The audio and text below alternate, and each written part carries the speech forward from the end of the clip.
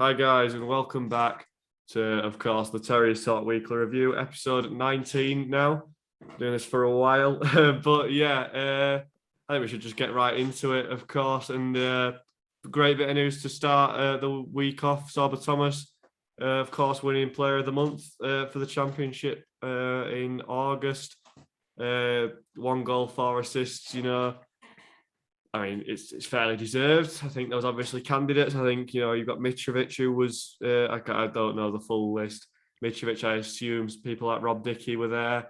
I think that rings a bell. But, for me, there wasn't anyone else it could be. And that's because out of all of those teams, I think he had the biggest impact on his team. And at the time, we were 4th. So, Carlos, of course, was nominated for Manager of the Month as well. Lost to Marco Silva, which is, of course, fair enough. But, I'll go to Jay first. Just how good was Sorba in that month? I know we've raved about him a lot, but I assume you agree that he thoroughly deserved that award. Yeah, it's incredible. He's been a breath of fresh air this season, and I think this award kind of does symbolise his fairly meteoric rise in the past 8 months. He's been absolutely incredible, especially this season. It's fully deserved, and you can tell how much it means to him because Sorba isn't one of those players who will brush any achievement off. Every time he does something, he'll make sure the fans acknowledge him, and rightfully so, because to be honest, this season he's not put a significant foot wrong. And I just hope, for Sorba's sake and the sake of our football club, he carries on, because if this is his first award at the age of 22, and he played, 5th tier football 8 months ago, who knows where he could go. He is something special. We have raved about Sorba for the past, probably 5 or 6 episodes now, and long may it continue. Ben, would you agree? How big is this for Sorba personally? Yeah, no, I think it's absolutely massive. Obviously, there was the shouts for international call-ups, and this is only going to bolster it, like his chances of that. He's had an excellent season so far. I don't know when it was that you tweeted at Jay about him being level with Paul Pogba in the assist tally. And he was at one point up there with the highest in England assisting. And it just shows that his significance so far has just been astronomical. He's so key to the way that we play. He can play in the 4, he can play in the 3, he can play in the 5, and it really is as simple as that. We really do look somewhat lost without him. And now I think it'd be difficult to, whereas a few months ago we might be questioning why he might be starting. Now it looks like if he wasn't on the first 11, then there'd be questions asked. But he's going to do absolutely incredible things for him. He's like we've said so many times. I think a drinking game.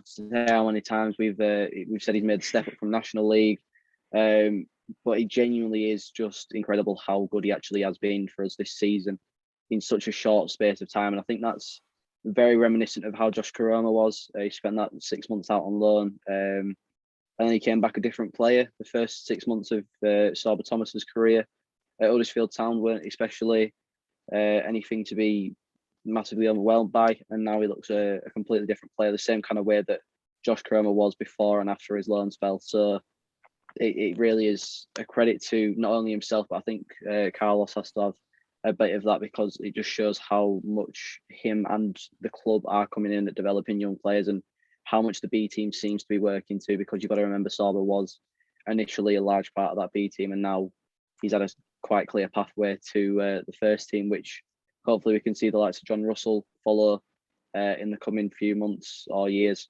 And I think that's a perfect gateway onto the Stoke game. It's again, beforehand, none of us were really too confident about. I think we all knew how much of a challenge Stoke could be. And that first half just kind of emphasised that, Jack. How do you think that first half was in comparison to the rest of the season? Yeah, sorry for the lighting thing there, but don't know what happened. But yeah, it was really odd the first half. I think I wouldn't say I wasn't confident going into the Stoke game, but I think I probably did say this. Don't quote me, or maybe do that it was probably going to be our toughest test. That was probably correct, bar Fulham, but that's sort of obvious. Of course, they've just battered another decent team in the league. But yeah, it was two really similar sides, I thought, and neither just had the cutting edge. I think Stoke will be the better team in the first half for me, 100%, but not by a lot. It was reminiscent of the Sheffield United game in the sense that they had more possession. Our press was a bit weak. You know, it was a lot of possession without penetration. You know, no one really looked to make that killer pass. I think we probably had one great switcher play from Naby Sarr. That's about it. They had a couple of crosses flashed across the box, which, you know, Surridge and Brown could have gambled for. And who knows? But yeah, the first half it was dull, I think is a fair way to describe it. I don't think it's our worst. I think it's far from our best. It's not the first time we've saw that this week, I suppose, but we'll get on to that. Well, it was the first time, you know what I mean? So yeah, not really that much to report from the first 45. It was sort of anyone's game, and it looked for all of 2 minutes like we might take anyone's game. But Sorba Thomas again involved, of course. Not necessarily an assist. I think the assist went to Jonathan Ogg in the end. But Christ above, he's going to get a nosebleed if he gets more goal contributions. But he whips in a free kick, very akin to Bakuna against West Brom, challenging the memory now 2 years ago-ish. You know, whipping it into that corridor of uncertainty, as they say, and Bursic can only stick out a leg and it's recycled. And Harry Toffolo, you know, there's been so much talk about him over the past couple of weeks, and obviously new contracts is sort of looming. I think that's what everybody wants, and it was a good finish on his weaker side, and there's not really much more to describe that because immediately after we concede, corners given away, and Jay, do you think Naby Sarr's to blame for that goal? I think because he's come out and said he says it is, and Jacob Brown does get the jump on him.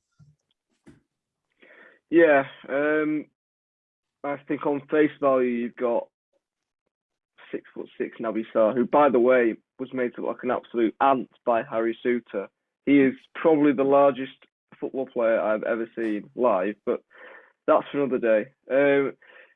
It's a bit of a mismatch, isn't it? Because you've got big Naby Sarr, who's normally very good in the air. We've seen it more this season than last season, and normally he's probably getting his head on the end of that, and you know we're driving up the pitch. But it's a great ball. I think it's Vrancic, who, by the way, was very, very good that day. Yeah, I think fantastic. he got their man of the match, and rightfully so.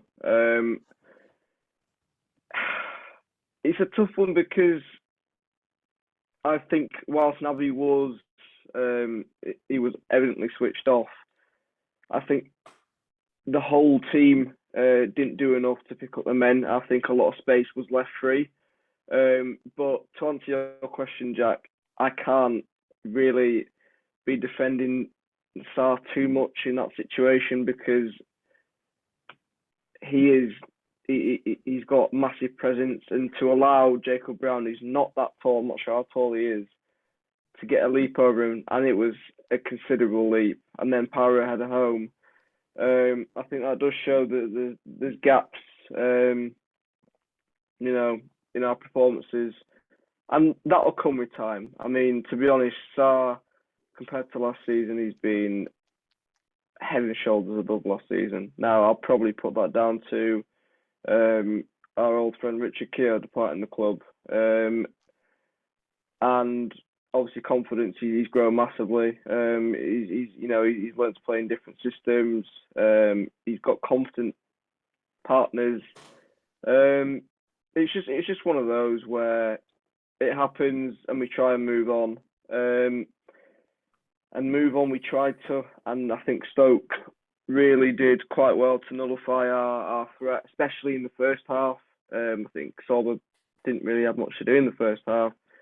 I thought we kind of grew into the game second half, and we're quite unfortunate to lose the game in the fashion that we did, with a quite comical own goal from Matthew Pearson. I mean, it's just one of those again, which on another day he would have straightened his feet out and he wouldn't have kind of quite impressively bumbled it into his own net.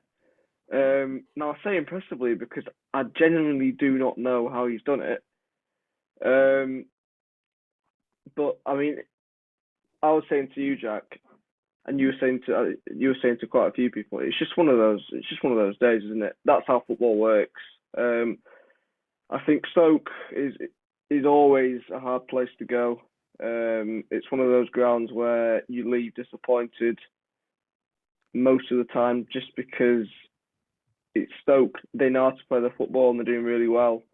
But to be honest, I think there were quite a few positives to take from Saturday's performance, wasn't there, Jack? Yeah, I think, as you say, Stoke are a good side. I think they'll be right up there. I think they're a safe bet for the playoffs, to be perfectly honest. I always get this wrong. Is it Martin or Michael O'Neill? It's Michael, isn't it? Michael. Yeah. I knew it. But yeah, I don't want to get that wrong, obviously. So yeah, he's got them playing a nice way. The fullbacks, Timon and obviously Tommy Smith. I think they're a really good part of the system. Mario Vrancic, of course.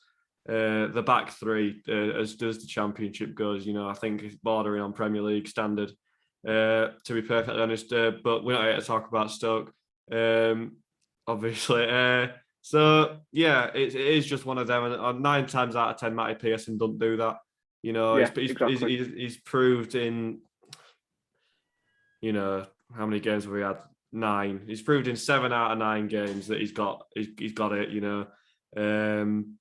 And that's just one of them. So I think there's not really much else to say on Stoke, to be fair. We had a couple more chances. Sorba, I think, with the pick of the bunch.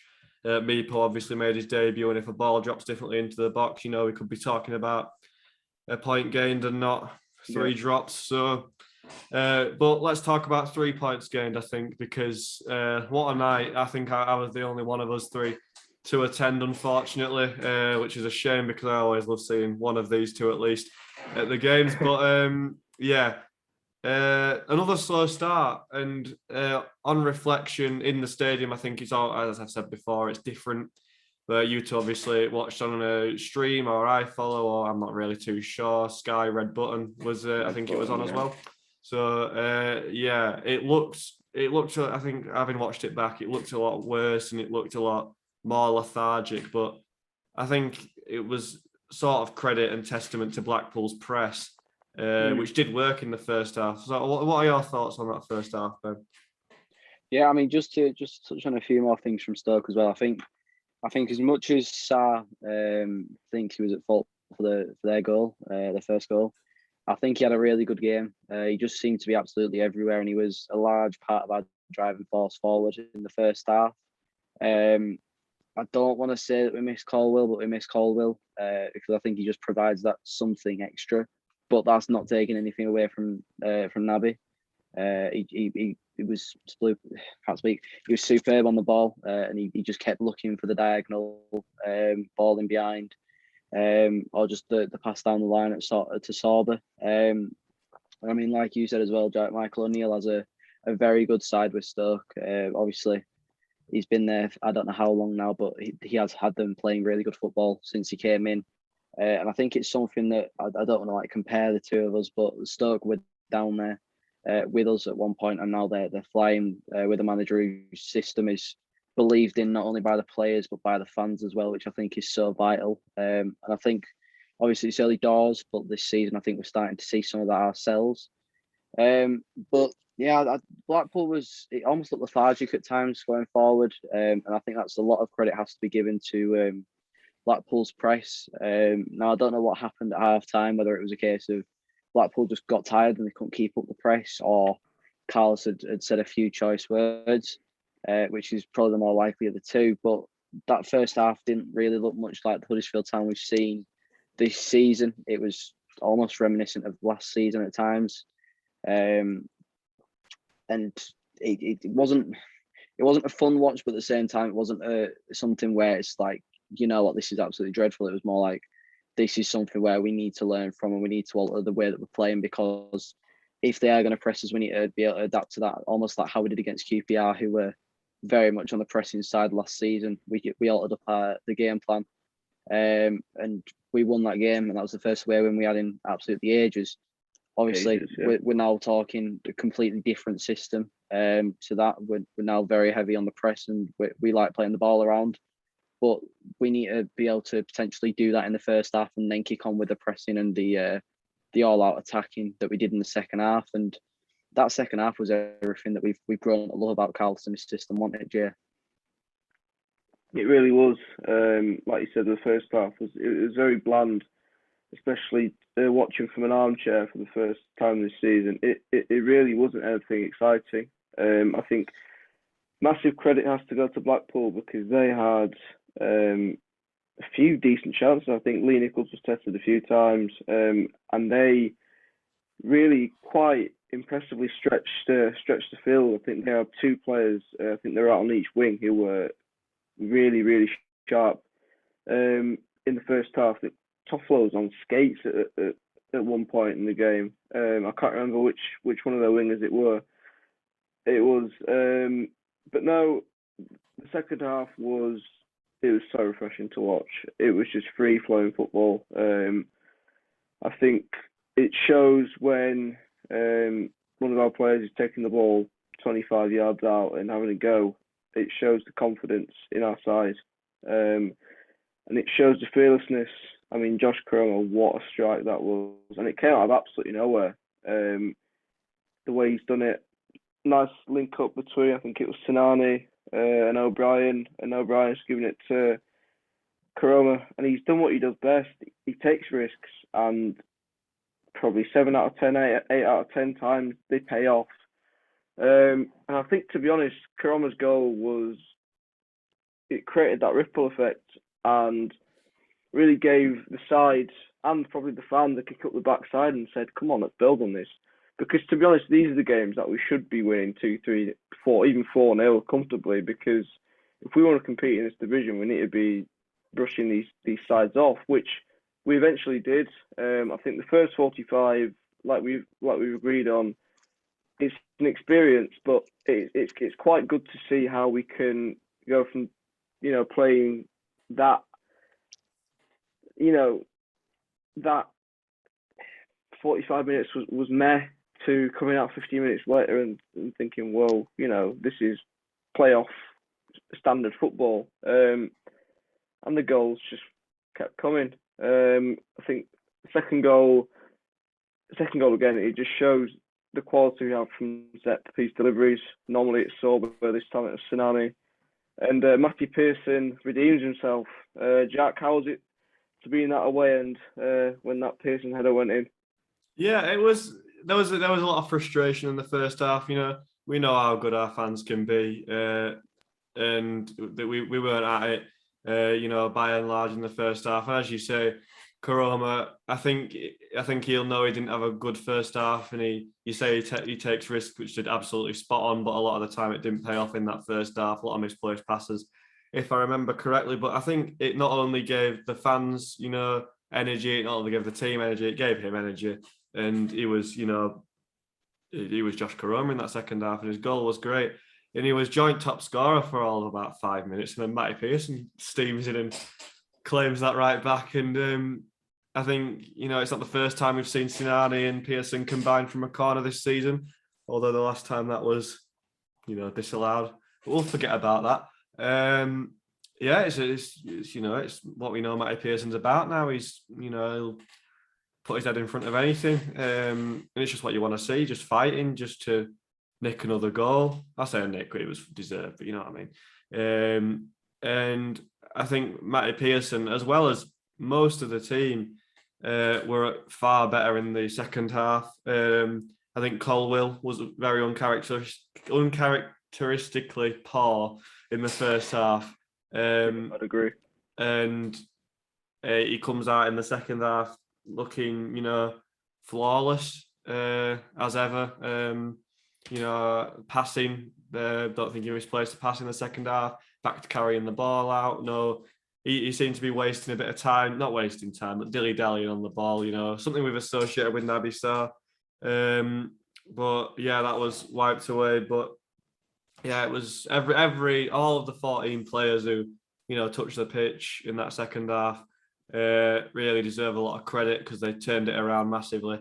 And before we go on to the third goal, which I know we're all very eager to talk about, I think it's going to fall to Ben to talk about that, which but Ollie Turton, I think he deserves a bit of praise because I don't think he'll get a lot, but I just think after the start he had, he's come on against Stoke and Blackpool now at right back and right wing back respectively, and I think he's sort of pulled it back a little bit, against Blackpool. It seemed like he had a bit of freedom, a new lease of life, bit of confidence to try getting behind and make them forward runs, and he didn't really put a foot wrong in either game, I want to say. So I'm happy for him as long as, just long may it continue. I hope we've seen the worst of him we've seen and it's behind him. But yeah, I don't think we can wait any longer. Ben, Jonathan Hogg. Yeah, I think you could really move on after that, to be honest. I think it's just, he was absolutely superb. It was, I don't even want to say a trademark Jonathan Hogg performance because, normally that's just an absolutely incredible holding midfield performance. But we were treated to a goal. He was treated to a goal and it was a good goal in that as well. It wasn't a tap in. It was a screamer, a volley. It was a screamer. It's an absolute wonder goal that you think potentially that might be Lewis O'Brien popping up with, but no, it's our Jonathan Hogg, and it really is just, he's something that's so deserved. I think for quite a while now he's been, dare I say, underrated by some of our fans. Potentially people see him as not right for the system, but I think he fits it so well to the point where without him we kind of just look completely different. Vallejo is incredible, and I'm not taking anything away from Vallejo or Hogg when I say this. Vallejo is very good on the ball, and whenever we need that long range passing kind of player or just an extra enforcer in there, Vallejo is absolutely brilliant at that. However, Hogg is just the ideal DM in this system. I think I spoke a while back about how Vallejo was kind of the Calvin Phillips player in our system with his passing range. I don't think that would work consistently for us now that we've seen Hogg. I don't want to say a resurge like he did in that promotion season, because if I'm honest, he's performing at a different level to that. He's just being completely different because we're not seeing him in a two holding midfielder system. In the 4-2-3-1, we're seeing him primarily used as a sole holding midfielder, and that's something he just excels at. He's just stopping play come through. And it just works, and it really is a credit to him for keeping on going, because I think a lot of people for so long have just kind of just considered him another player and somebody that can come in and out. But the stats of last season, I can't remember what it was exactly, but our win ratio with and without Jonathan Hogg is abysmal, and he just is that player. He is Mr. Huddersfield Town, and I think he will continue to be that for quite a while. Again, later on in the game, we saw a Meepo feature. He's a player that excites you when he's on the ball. I don't know if we touched on it, but in the Stoke game, he just drove through and just made runs that we haven't seen in a striker. I don't know how long it's been. Maybe Naki Wells was the last time we saw a striker make runs like that. That's how long ago it is. You can't actually pinpoint it, but he just looks like a breath of fresh air. Ward was really good, I have to say. He pressed like he needed to, but Meepo just looks like, I think he has to start this Saturday. And Jack, would you say that it has to be his time to start against Forest, or do you reckon that potentially it has to be Ward and he has to keep being eased into games? For me, yeah, if it was me at the helm, 100% he starts. I think one thing that impresses me and just makes me, it's one of them wholesome things, the reception he's got in both games. You know, for an 18-year-old lad, getting his first taste of senior football, he's got a pretty resounding reception. And I think you can see he appreciates it. You can see him smiling at the fans. I think he was a bit overwhelmed at Stoke when we knew his name, to be honest. Bless him. And he's for 18, he's a strong boy and he's very quick. He showed that at Stoke and he showed that at Blackpool. He didn't do much, he didn't have much to do against Blackpool because we took the foot off the gas because they allowed us to. Why not? But yeah, he could have connected with the Sorba Thomas cross a bit ahead of him. That's not his fault. But yeah, to answer your question, I would 100% start him. But we'll talk about Forest a bit later because there's just a couple more performers I'd briefly like to touch on. We haven't really spoken much about Tom Lees, and he's been, quietly exceptional. I think it's fair to say in pretty much all of his games for Town. Is bar Colwill, he seems to be our centre half who knows what he's going to be doing 2 seconds before he receives the ball. He's very quick shifting it. He's great in the air. He wins most duels against, the duels that he should be winning, if that makes sense. I just think he's been a fantastic bit of business. And one more player, they were all superb, but Lee Nichols, I think we've got ourselves a real quality goalkeeper, to be honest. It was probably the game he was worked the most against Blackpool. Say from Dougal, which was, it's close at him, but yeah, he's good, strong hands. And then coming off your line against a very quick, I really like Shane Lavery. I think he's very Jamie Vardy-esque in the way he plays. And to come off your line like that, make yourself big, I'm just extremely impressed with him. Dumbfounded as to why he was the number 2 at MK last season. I haven't a clue. But yeah, I just wanted to touch on them two very briefly because I think they deserve a hell of a lot of credit, and I don't think we've given them all too much. But last thing before we move on to Nottingham Forest, star of the week is Jonathan Hogg.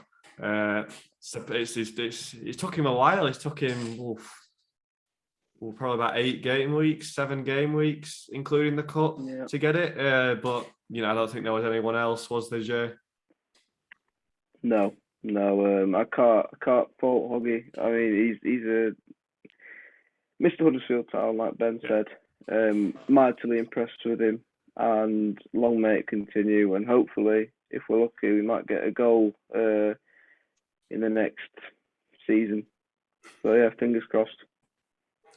But yeah, 100%. And now we'll move on to Nottingham Forest and some big news out of that camp today. Obviously, yesterday, if you're watching this on the day of release, Chris Hughton has been relieved of his duties, as they put it, out of six losses out of 7 league games and a thumping in the cup, if I remember correctly, to Wolves.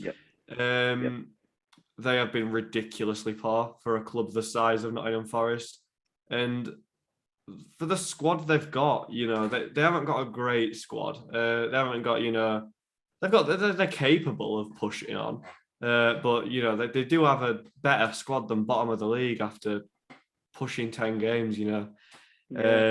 And it was coming that Hughton was sacked. It's a bit of a iffy one that it's come right before we play them. Being a football fan, there's a curse, and it looks like Steve Cooper could be at the helm for the game at the John Smiths. We don't have any inside information on Nottingham Forest's, applications and interview process, but that's what it's looking like. Ben, this is a game we should be winning, right? Yeah, I mean, just to add on to that, I'm looking at the odds now. Steve Cooper's favourite. There's the likes of Chris Wilder, Alex Neil, Eddie Howe on there. Terry is a shout. He left Villa a few months ago. Frank Lampard's on there too. Whoever they bring in, it has to be the right appointment. And I think we're kind of lucky that when we fired the Cowleys, however long that was now, that we knew we were getting straight away. And I think that's something that Forest need to get right. Hopefully for our sake, they have a longer application process than us, because I think they right now they're in free fall, and I think they have been for a decent amount of time with all the money that they have invested over the past few years. You know, you look at the amount that they spend every summer, and you're thinking this could potentially be a year where Forest do quite well, and they just seem to underwhelm. So it's a must-win game. It's I don't want to say it's like Preston, because I feel like that was too early into the season to really judge. This is a must-win game because if I know we'll start saying this every week. If we want to be X position, if we want to be Y position, then this is a game we need to win. We need to punish a side like this that realistically we seem much better than so far this season, and we can really pile on the pressure onto them on top of what they already have already. It's a chance for us to push on even further than we are currently, and just provide a bit more of a boost. You know, home fans are going to be there, so it just means that we've got another chance to kind of get a larger home crowd, and especially with the way that we're playing already, and just regain that really good feeling around the club that we had in the promotion season. I know Jay, you tweeted about it a few weeks ago, but dare I say we are getting somewhat close to that, if not already there. That feeling that we're going to fight for games, and I think that's been something that we've cried out for so long. It finally feels like we've got our club back in the sense that we've got players that are willing to run through walls and die for the badge. Jay, do you think is that what you had in mind when you tweeted it, or were you meaning kind of more results wise? No, I think that was exactly what I had in mind. Obviously, the results were going well. We just beaten, I think it was Sheffield United, in the most unbelievable circumstances. And I think almost immediately, when you do get special wins like that, special feelings, I think, resonate through your body, and do take you back to that fairy tale season of 16, 17. Sorry, my bad. 18 wasn't fairy tale. And yeah, I think we have finally, or we are in the final stages of getting Huddersfield Town back. I think the feeling right now amongst the fan base is one of pure excitement. I think I've seen quite a few tweets saying I'm close to buying the season ticket, and we've played, you know, quite a few games this season. But the fact people are wanting to commit their hard-earned money towards Huddersfield Town is something we've not seen in 4 years. This club, I think, under Carlos, and with the attitude we have, is going to go, you know, we're going to go places. I'm just so happy to be a Huddersfield Town fan at this moment. I think this week was absolutely massive for the club.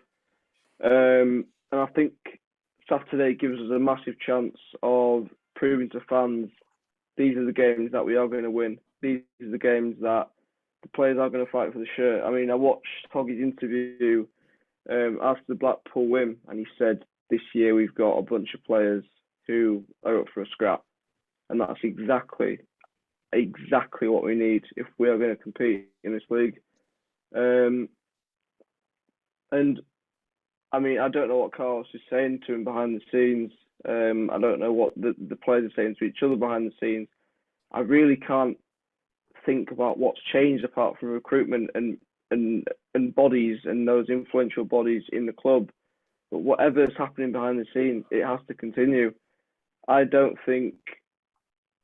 I mean, I'm just thinking from an outsider's point of view. I don't think there's one bit of ill feeling in the club amongst the players right now. I mean, the fans will always have opinions about the chairman and, you know, people in the club, but I bet right now, if we were to be a fly on the wall in the Town dressing room, we would see happiness, we'd see smiles, we'd see good vibes. And to be honest, it's just so refreshing to see because we haven't had that in a long time. I mean, on to Saturday, more specifically, I could really see this being a Reading-esque performance Forest obviously have nothing to lose because they've basically lost it all this season. Forest fans, sorry. But I really do think we can blow them away. We've got creativity all over the pitch. I thought Sinani again was brilliant against Blackpool. And I think, like Jack did mention, I think Meepo has to start, and this could be a massive opportunity for him to put his marker down. I think this will be his first appearance at the Johnson Stadium, assuming he does play, which we're all relatively sure he will. And I just think the players now just have to go out and carry on doing what they're doing. Would it be fair for me to say that, Ben, or do you think Forest might, cough up, a shock performance? No, I think it's nobody knows, because at the end of the day, they don't have a manager at the moment. For all we know, their caretaker manager could absolutely shock everyone, get a result, get the job.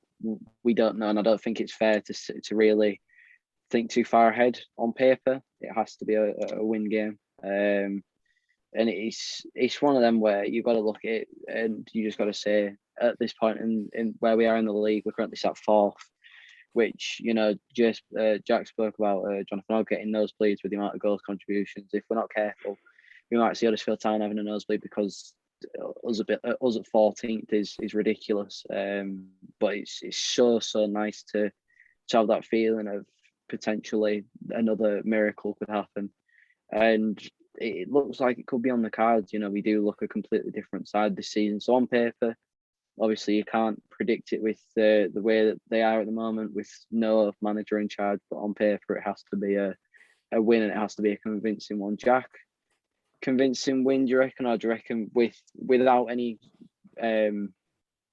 disrespect to them, do you reckon that potentially with the caretaker manager they could potentially get a shock?